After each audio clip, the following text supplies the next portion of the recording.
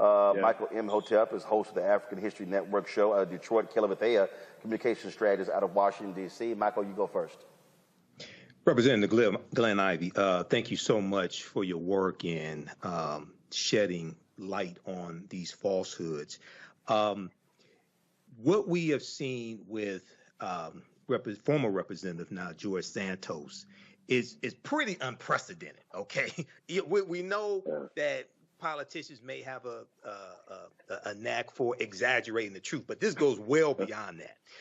What do going into the 2024 presidential election and seeing the consequences of having the wrong people in public office? We look at the kangaroo caucus with the Republicans can't govern properly in the House of Representatives. How do you think the expulsion of George Santos and exposing these lies, how do you think that will help frame the 2024 presidential election, as well as House and Senate elections, and show people what happens when the wrong people get into office? Yeah, it's a great question. I mean, I think one of the things that we should carry away from this is that we really need to vet candidates more carefully because a lot of this stuff was right at the surface. And I think a local newspaper found it first, but it was after he'd been elected. And once they started putting the information out, as soon as they started pulling on the thread, the whole thing unraveled. So if that had happened before, then voters would have seen that, basically his whole campaign, his information about his background and his prior experience and all of it was false. He got elected on false pretenses. On this vote, the yeas are 311, the nays are 114, with 2 recorded as present. 2/3 voting in the affirmative, the resolution is adopted, and a motion to reconsider is laid upon the table. The clerk will notify the governor of the state of New York of the action of the House. Under Clause 5D of Rule 20, the chair announces to the House that in light of the expulsion of the gentleman from New York, Mr. Santos, the whole number of the House is now 434.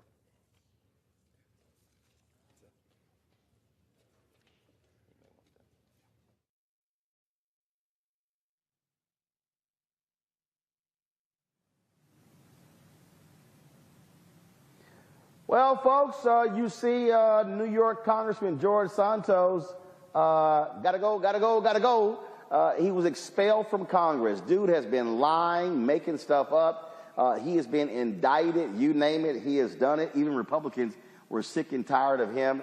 And so now he has been expelled. There's going to be a special election, more than likely. A Democrat is going to win that. That's going to be a pickup for Democrats there in New York State.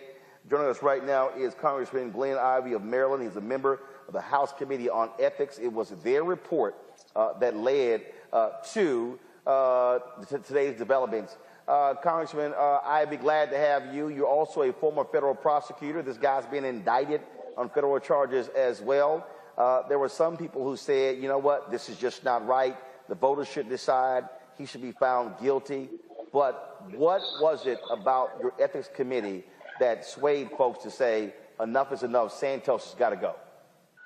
Yeah, I mean, I think the ethics committee did a lot of work to put together a strong report. We did over 40 subpoenas, interviewed like over 40 witnesses. We had 172,000 pages of documents we went through. It was a very thorough investigation.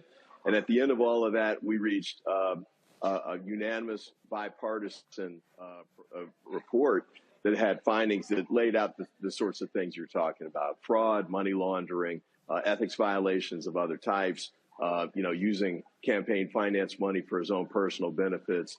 I think by now everybody's heard about the Botox and the trips and what is it, Only Adults or Only You, I think is the site.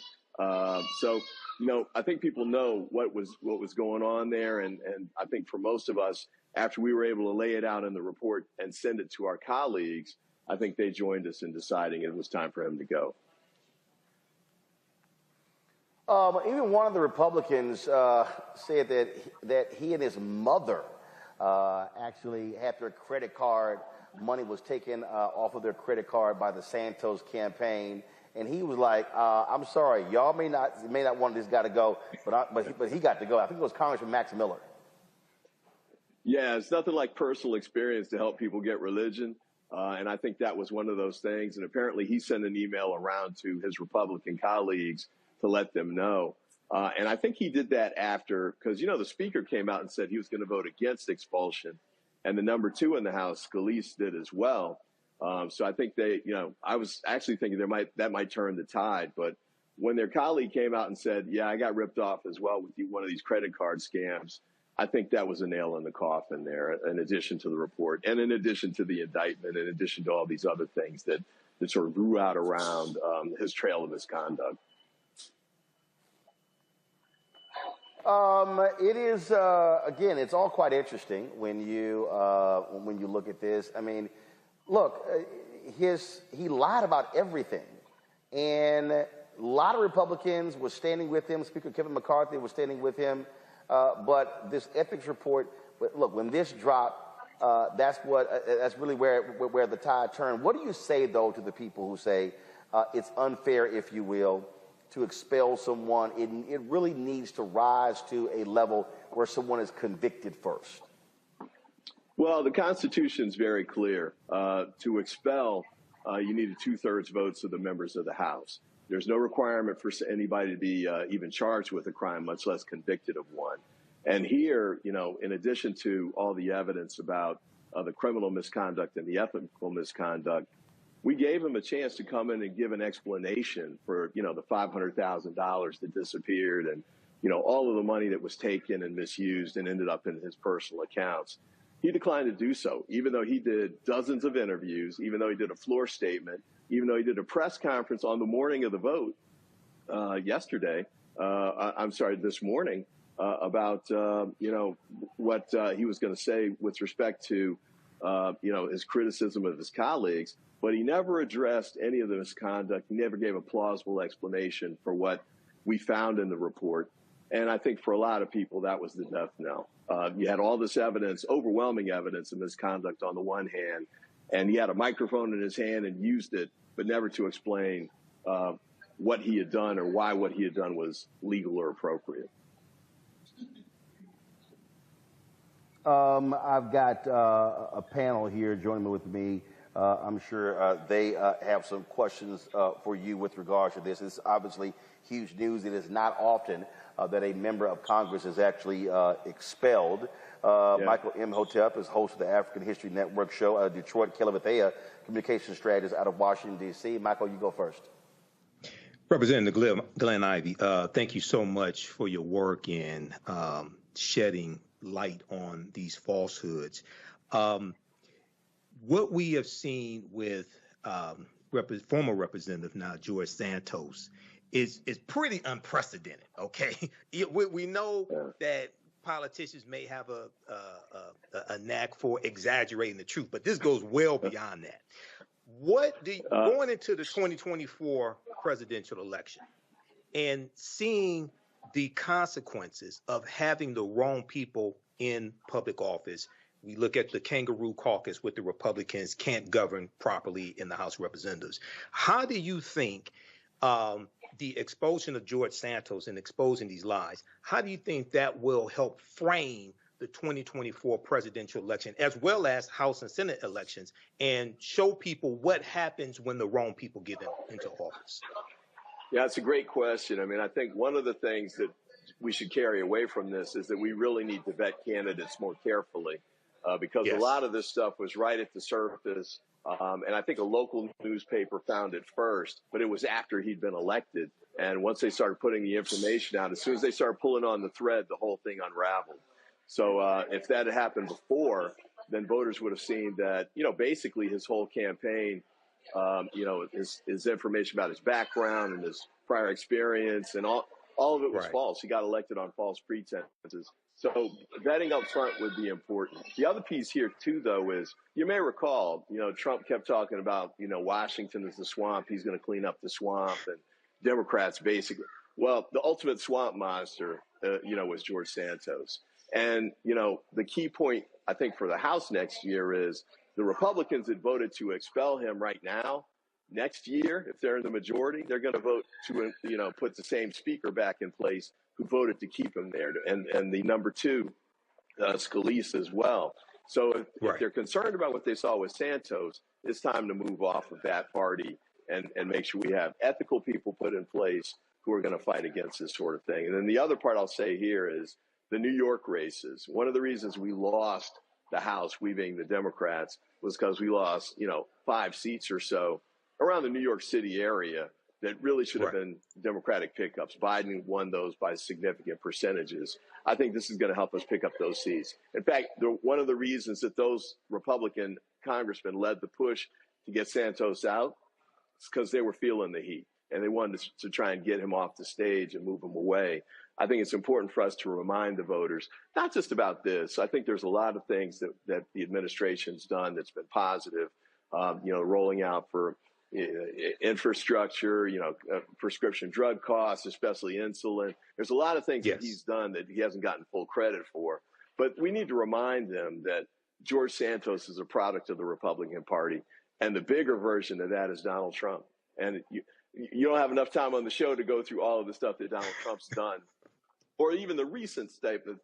The recent statements he's made are astonishing. It's just, it's incredible to think that this guy is going to be the nominee for the Republican Party, and they're not doing anything to stop it or try and redirect it. That's the state of the Republican Party right now. All right. Thank you. Kelly. Hi, Congressman. One of the things that I noticed in reading articles about this today was the fact that Speaker Johnson or Majority Speaker Johnson talked about how this would set bad precedent because there hasn't been a full criminal investigation, et cetera, et cetera. Can you talk about that in the sense of this is really a place of work and you don't have to have a criminal investigation necessarily to be fired from your place of employment if you decide to break, ethics violations within your place of employment? I feel like the Republican Party and the powers that be like to move the goalposts as far as what the standard is, so long as that they're in power. So can you speak on that, please? Absolutely. I think it's a great point. Wherever you work, if you get caught stealing, except Congress, if you get caught stealing, you're gone that day. They're packing you up. And if you're lucky, they'll let you walk out. You may get escorted out. So I think that it's a fair point about that. Additional points on this, though. I mean, some people were saying the voters of New York put him there. They should be the ones to decide. But remember, he got there based on false pretenses. Everything was fraudulent about his campaign, including the finances that he used to pay for some of his campaign events and campaign activities. So, you got to take it with a grain of salt. And by the way, if the voters of New York decide they want him back, they can always put him back in. Remember the Tennessee 3? They got expelled from the Tennessee state legislature, but the voters there saw that it was illegitimate and they put him back in the next election. George Santos isn't coming back. In fact, he knows he's not coming back, and that's why he announced, like it was some big concession that he wasn't going to run for re-election. The voters of New York couldn't wait to get rid of him. And then the other point that I want to make on that front, too, is this was a bipartisan report. It got a unanimous vote, a 2/3 vote, unanimous vote out of the committee, 2/3 vote to expel him from the House. That's a very high bar to reach, and it doesn't happen very often. That's why he's only the 6th in American history. One quick point, though, I know that there were concerns, and I share some of these with the motions to censure.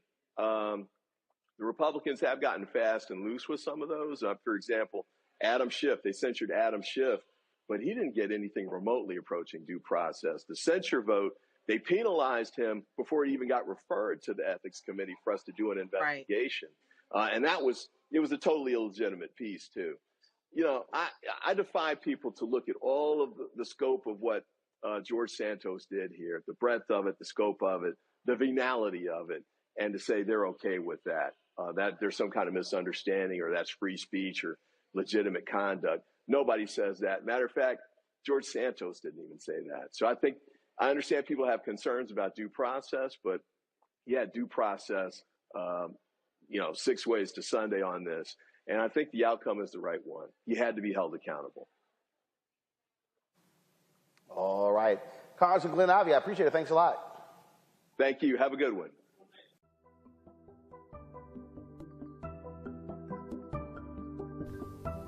Hotep, everybody. This is Michael Imhotep from the African History Network. Our Black Empowerment Friday weekend sale is on right now.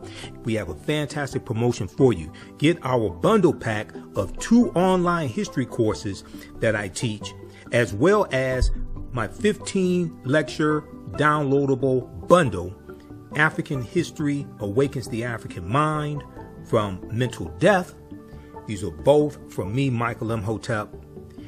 They're on sale right now for only $100. That's 76% off. My first online history class is Ancient Kemet, the Moors, and the Ma'afa, Understanding the Transatlantic Slave Trade, what they didn't teach you in school. Kemet is one of the original names for Egypt. We deal with thousands of years of history and what leads up to the transatlantic slave trade taking place. I do a PowerPoint presentation. We have book references, articles. There's about 100 articles that we cover in the class, over 200 slides that I put together as well. And there are also video clips, including excerpts of interviews I've done with some of our historians and scholars, as well as Renoka Rashidi, Professor James Small, Anthony Browder, Professor Kabahayawafa Kamene, and Dr. David Imhotep. In the second class that I teach, it's called Black Resistance Movements from the Haitian Revolution, the U.S. Civil War, Civil Rights Movement, and Black Power Movement, 1800 to 1968. And we dig in deep and look at history chronologically from 1800 to 1968 and look at what leads to the Civil War taking place.